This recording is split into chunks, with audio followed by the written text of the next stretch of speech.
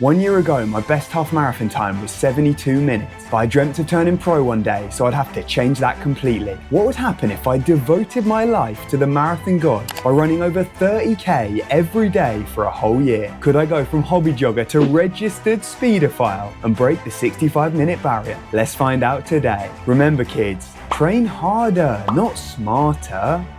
So for the past year while living in Japan, almost every day I've ran twice, if not 3 times, the triple days. And I've often got up to over 1,000k a month. That's my trademark, and it's actually not uncommon out here in Japan. They love the mileage. 1,000Ks is seen as the benchmark for marathon and half marathon success. And I've fully bought into that philosophy, but what really matters is the results, of course. So can I deliver when it counts? It's race season, baby. Basically racing every single week for the next couple months until my big target race, Fukuoka Marathon. But I wanted to start things off with a bit of speed. So we got a half marathon this week, and my training's been very different this summer. So I've been doing a ton of threshold, ton of speed work, and not much tempos, which actually sounds a lot like Jakob Ingebrigtsen's training. A little bit concerning, seeing as his half marathon debut recently ended up with him walking after 10Ks. Hopefully that's not my fate. But as I said at the start, a year ago, I was a 72-minute half marathon runner, which is crazy because I have actually improved my PB to 65 minutes now. Not bad progression, but hopefully there's plenty more to come.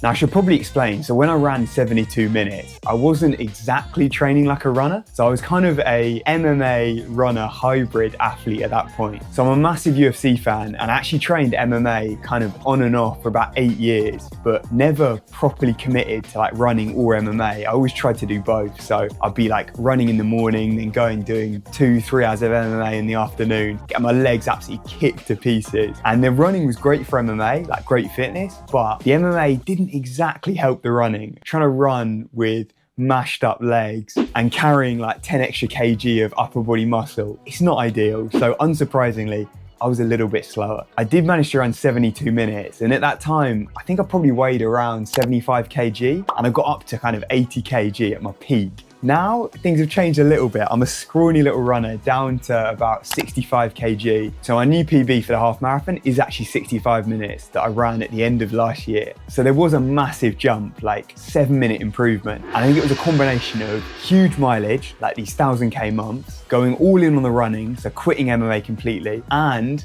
touchy subject, but body weight. If you're carrying 10 kg of muscle, like imagine trying to run with 2 5 kg dumbbells, you're obviously going to be slower. I think those 3 factors are the key, which is why I've improved so much. Now it's time for me to pack up my things because we're heading up north today, jumping on the bullet train. We're going to Iwate, which is a new prefecture, never been to before for this race, the Ichinoseki half marathon. Tons of quick runners there, pro runners, uni runners, and we're gonna get in the mix. But we'll talk more about the race plan later and my recent training, what I think I can run, and I'll take you along for the ride in this pre-race build-up.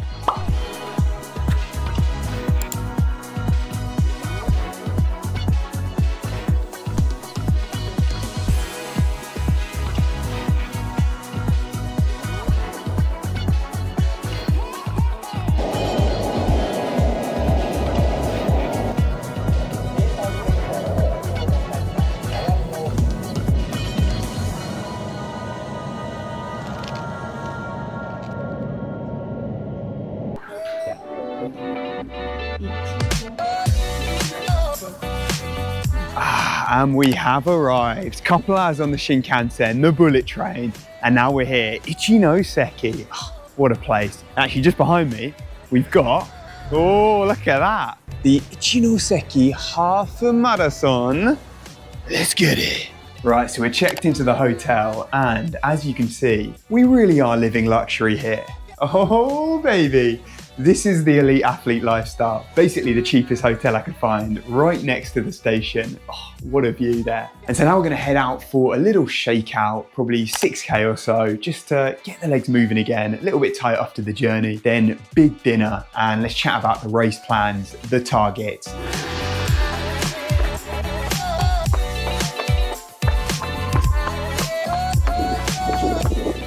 God, it's a nice little town this. It's weird, just so quiet.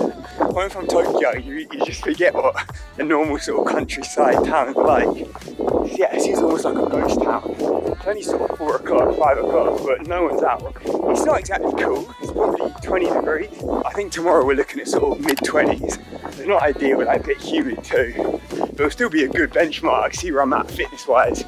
I'd like to think in ideal conditions, I could probably run close to 64. This isn't going to be ideal. For me, like my PB was set in, I think about 5 degrees. So we'll give it the best shot. But the Japan races are always very aggressive to start. So it's hard to not get drawn in when everyone else is going like 255s and then gradually dies. So I have to try and pick people off, work my way through and just be sensible. So I did recently a half marathon simulator session with a YouTuber called Sota from Australia, who's actually living in Japan now. Check out his channel, he makes some great content. And with that session, so it was a Canova Classic 7x2k at target half marathon pace. And I kind of adjusted for the humidity. It was rough that day in Tokyo. And when it's sort of 3:05, so that's bang on a 65 half marathon with 2 minutes rest between the reps.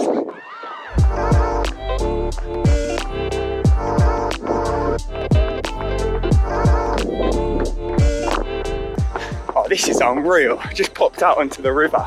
That's always the trick in Japan, look for rivers, because even this, like a quiet little town, stoplights everywhere, like traffic signs. So yeah, it's a little bit tricky running, but oh, this is the dream. Unreal. Right, half an hour shakeout, done, a few strides, boom, we ready. Let's go, got to fuel up now, time for din dins.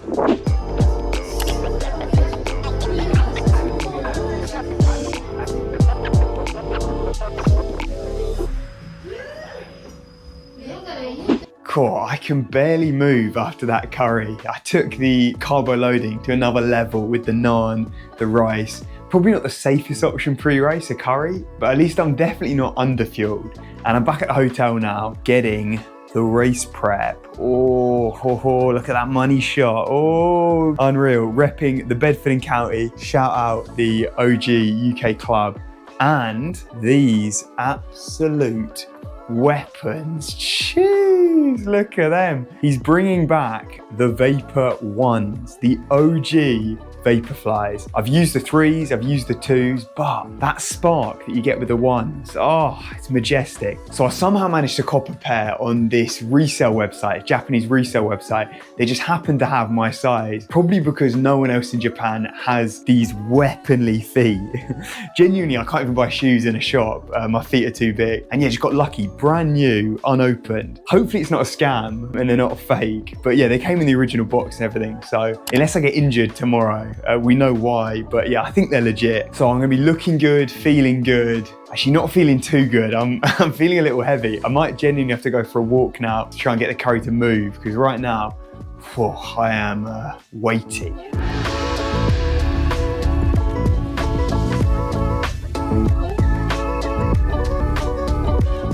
And here we go. It's race morning. We're ready to rock and roll. Let's get ready to rumble. So I've got about an hour and a half till race time. I'll chill for a little bit, then do a warm up, strides, drills, the standard. Let's get it, boys. Go on. 一関の秋の風物詩国際ハーフマラソン大会。およそ2300人のランナーが集結。白熱のレースを見せました。放送は14日午前10時50分。